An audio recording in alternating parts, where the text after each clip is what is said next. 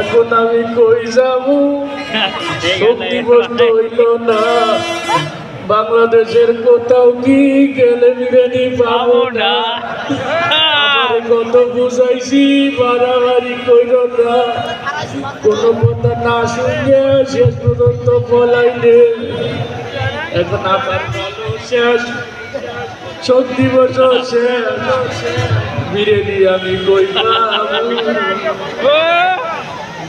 আরে স্বার্থ বলা বলে একটা হেলিকপ্টার নিয়ে গেল 20-25টা লাকেজ নিয়ে আমাকে মৃত্যু সয়ে বললে তো অসময় আমার কল দিলে কিনা ও কথা মোবাইল দিয়ে পকেটে বাইর হল করতে এবার একটু মোবাইল দিয়ে হাতে ধরাই গেল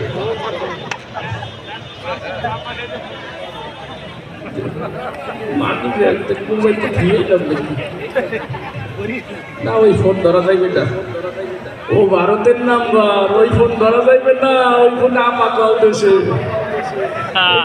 আপার কল যেই ধরছে সেই কট খাইছে আমি আর আপার কল ধরবো না এত বড় স্বার্থপর মানুষ তার সাথে কত বছর কম্পিটেছি হেফাজতের মানুষ মারছি তারপরে যাওয়ার সময় আমাকে ফালাই দিয়ে চলে গেছে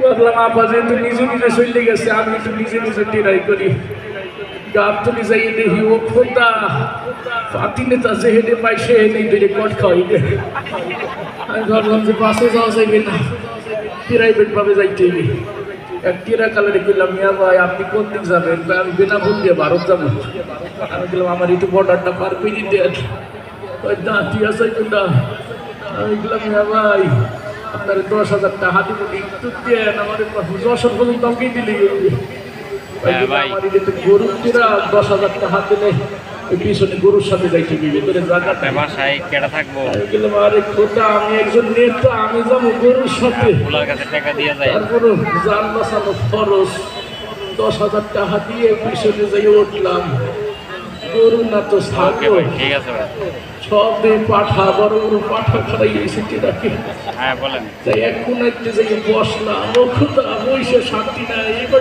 একটা এসে কিনতে দেয় আর একটা এবার এসে আচ্ছা ঠিক আছে ছাগলের গন্ধে পাঠার গন্ধে পেটের ভিতর দিয়ে মশলা শুরু দিতেছে বাবু একটা গ্যাসের ট্যাবলেট খাই ঠিক হয়ে যাইবে পকেটের একটা গ্যাসের ট্যাবলেট বাইর করে সেই মুখে দিয়ে ওই পাশে তারেক পাড়ার ঘরে পাঠাইছে দিয়েছে ঘুরতে আর ট্যাবলেট গেছে বই গিয়ে অন্ধকারের ভিতর হাতাই দেখি ও খোদা এত ট্যাবলেট কে আমার ট্যাবলেট কই যাই হোক মেলার সময় হাতাহাতি করে আন্দাজ করলাম এদিকে বোধহয় আমার ট্যাবলেট হইবে উঠে গালে দিছি এটা তো ট্যাবলেট না ছাগলের লাদা খেয়ে ফেলাইছি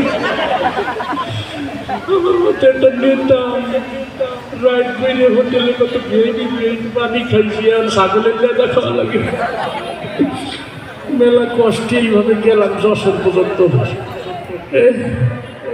কি করি ব্যবসা বন্ধ করে দেন কথা কই শান্তি পাইনি ও যশোর পর্যন্ত যাইয়ে চিন্তা করলাম হোটেলে থাকা যাইবে না হোটেলে গেলে আবার কট খাবো পরে এক বাড়িতে যাইয়ে বললাম যে বাড়িতে কেউ আসে নামে একজন নেতা একটু আশ্রয় দেন ভিতর থেকে এক মাতারি বললাম দিয়ে কয় কি যে বাড়িতে থাকতে দেওয়া যাইবে না বাড়িতে কোনো পুরুষ মানুষ নাই তা আমি গেলাম মাগো আমার একটা রাত যেভাবেই হোক গুণাকাঙ্ক্ষীতে থাকতে দেন আপনার আমি 10,000 টাকা দিব আগে কইল কি 10,000 টাকা দিলে থাকতে দিতে পারি তবে এখন না ওই গোয়াল ঘরে যাই থাকেন গরুর লগে ঘরে থাকতে দেওয়া যাইবে না আমি বললাম ওরে কথা আমি এত বড় একজন নেতা আমার দেশে গোয়াল ঘরে থাকতে গোয়াল ঘরে যাইয়ে দেখি ওরে মশার কামড়ে দিতে কিলান্তি এদিকে চোখে ঘুম লেগে এসে কোনোরকম একটু চোখ বসছি আর একটু পরে দিয়ে বৃষ্টি শুরু হয়ে গেছে আমি বললাম কি রে এই শীতকালে আবার বৃষ্টি নামে কমে দেয় উপরে চাই বৃষ্টি না গরুতে এসে মূত্র বিসর্জন করতে আসে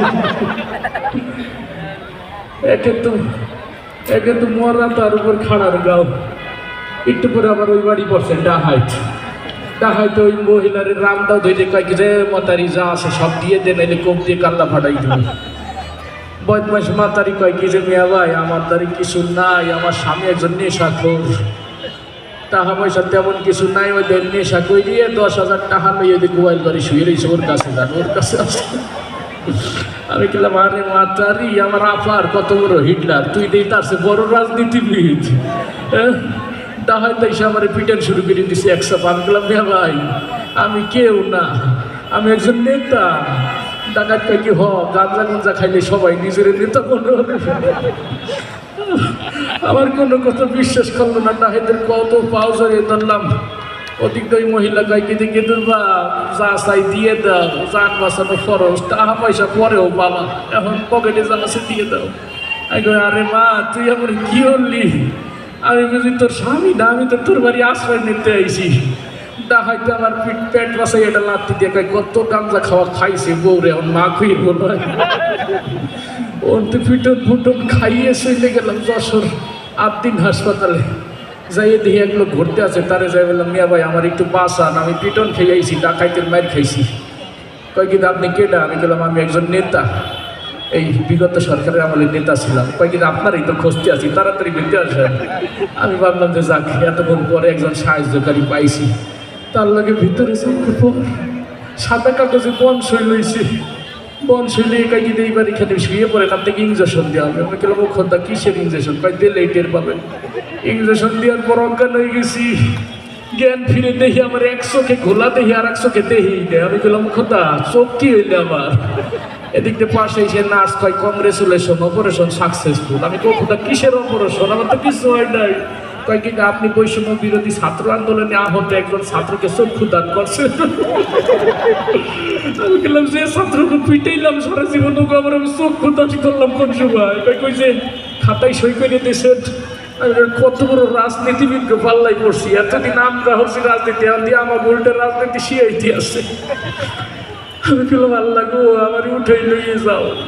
এটা শুনে না আসতে কি আপনি কি এখন বৈষম্য বিরোধী ছাত্র আন্দোলনের জন্য মরণোত্তর দেহদান করতেছেন? আমি কই না রে তোর নাই ধরি আর কিছু কোয়াইসনি আমার, আমি আর থাকবো না, আমার চিকিৎসার দরকার নাই, যা হইছে হইছে। এক পিটন খেয়ে 100 কারাইছি, আর একটু পর তো আমার পুরো দেহটাই আড়াই ফেলবো। যাই হোক পলাইয়ে কোথাও নিরাপত্তা নাই আইছিলাম এই জায়গা। আপনাকে ওই জায়গায় আমার হেফাজতের হুজুররা আছে নাকি? হ্যাঁ সামনেতে খালি টুপিওয়ালা দেখা যায়, আপনার কি হেফাজত? ও খোদা তাই তো কই, আমি এসে কান দিয়ে আর ওরা আসে কে? আরেক জায়গায় এসে কট খাইয়ে গেছি, এইখান থেকে ও ভাগতেই বেটাই আবার আমার আর এক শখ সইতে যাই। আল্লাহ খুব বাঁচাও, ফিরে নিয়ে আমি কই পাবো। মারহাবা, সকলের কণ্ঠ থেকে মারহাবা, মারহাবা, মারহাবা। হাতে তালি নয় ভাই, ইসলামের সাংস্কৃতিক অনুষ্ঠানে হাতে তালি নয়।